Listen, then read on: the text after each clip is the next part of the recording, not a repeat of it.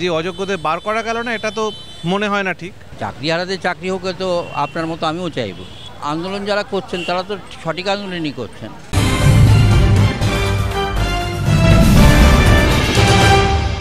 প্রকাশ্যে মুখ্যমন্ত্রী চাকরিহারা প্রার্থীদের উপর সহানুভূতি দেখালেও তার প্রশাসন উল্টো কথা বলছে। বুধবার জেলায় জেলায় ডিআই অফিস ঘেরাও করেছিল চাকরিহারা প্রার্থীরা। তবে চাকরিহারা প্রার্থীদের উপর লাঠিচার্জ করে পুলিশ।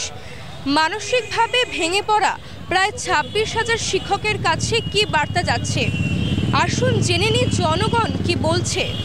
কি মনে হচ্ছে কি বলবো না, এই পুরো বিষয়টাই যেভাবে চলছে, সাধারণ একটা নাগরিক হিসেবে আমরা ভীষণ শক।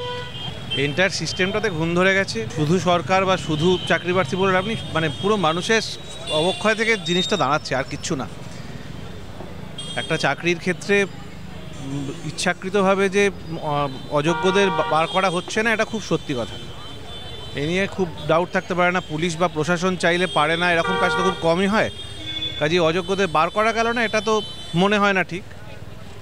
আর বাকি দমনপীড়ন সরকার তো আইন শৃঙ্খলা রক্ষার জন্য যা করা মনে করছে। এটা তো আস্তে আস্তে একটা আইন শৃঙ্খলা গণিত বিষয়ে দাঁড়িয়ে যাচ্ছেই, তাতে কোনো সন্দেহ নেই। চালাচ্ছে তো বটেই, এতগুলো মানুষ হাজার কি চাকরি হারা চালাচ্ছে তো বটেই।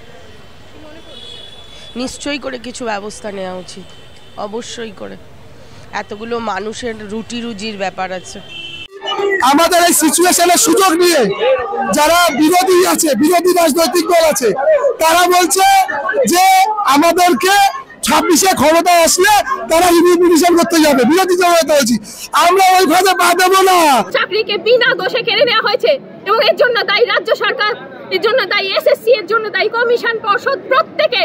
কারণ সুপ্রিম কোর্টে বলা হয়েছে এটা একটা প্রাতিষ্ঠানিক দুর্নীতি। তাই প্রাতিষ্ঠানিক দুর্নীতির দায় প্রতিষ্ঠানকে এবং আধিকারিকদের নিতে হবে, আমাদের মতো যোগ্য শিক্ষক, শিক্ষিকা এবং শিক্ষা সহায়ক কর্মীবৃন্দদের নয়।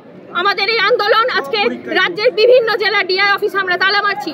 এটা দিয়ে আমরা বার্তা পৌঁছাতে চাচ্ছি মাননীয় ডিআইকে এবং আমাদের রাজ্যের মুখ্যমন্ত্রী, আমাদের শিক্ষামন্ত্রী সকলকে, যে আমরা আমাদের প্রতি হওয়া এই অবিচার কোনোভাবেই মেনে নিচ্ছি না।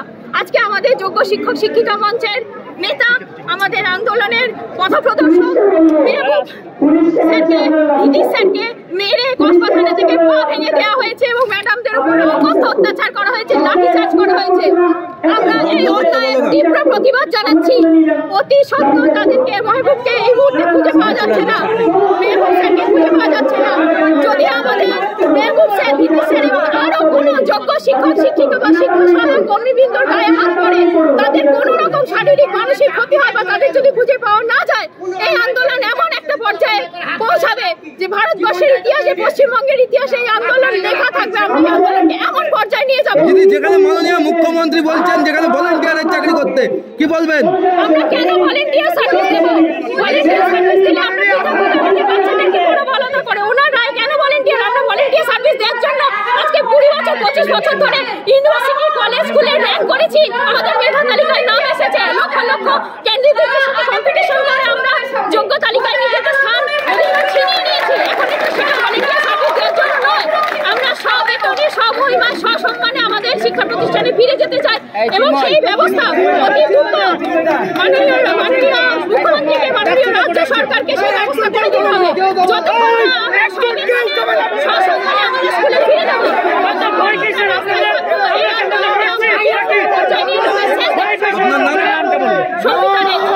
যোগ্যতার তালিকা দিতে পারিনি না, যোগ্যতার তালিকা ওরা ইচ্ছে করে দেয়নি।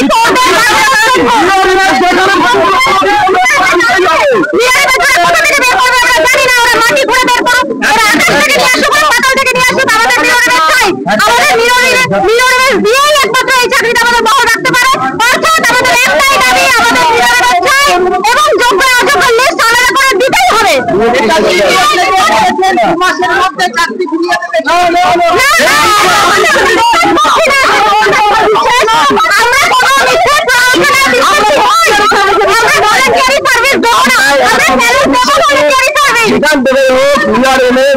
পুলিশ প্রশাসন এসে লাঠি নিয়ে শিক্ষক তোমার মানুষ না, আমরা মার খাতে রেডি আছি। মারুক, গুলি করুক, যা করুক, এই যোগ্যতার যোগ্যতা ভাই ফিরিয়ে দিতে হবে। এই দাবিতে নর্মাল এখান থেকে এই অফিস থেকে চাকরি নিয়ে গেছিলাম, আর আজকে এখানে এখন পুলিশ প্রশাসন এসছে সরকার। কমপ্লিকেশনে তো কি কাজকর্ম যদি সব ঠিকঠাক করতো তাহলে এই প্রবলেমটা তো হতো না। এটা তো ঘটনা। এখন কে ঠিক বেটিক এটা নিয়ে তো চলছে, দ্বন্দ্ব চলছে আর কি। আর চাকরি হারাতে চাকরি হোক, তো আপনার মতো আমিও চাইব, এবং যত তাড়াতাড়ি হয় সেটাই চাইব।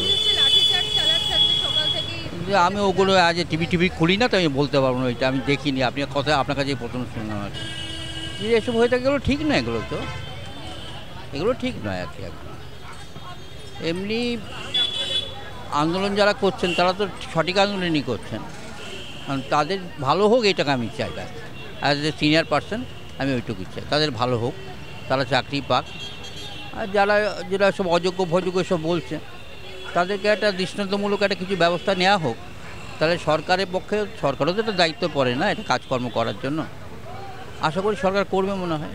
জনগণের মতামত জেনে এটুকুই জানা যাচ্ছে, তাদের একটাই দাবি, যোগ্য চাকরির প্রার্থীরা যাতে চাকরি ফেরত পায়, অযোগ্য চাকরি প্রার্থীদের যেন দৃষ্টান্তমূলক শাস্তি হয়। ক্যামেরায় সন্তোষ রায়ের সাথে সুপর্ণা নন্দী, ওঙ্কার বাংলা।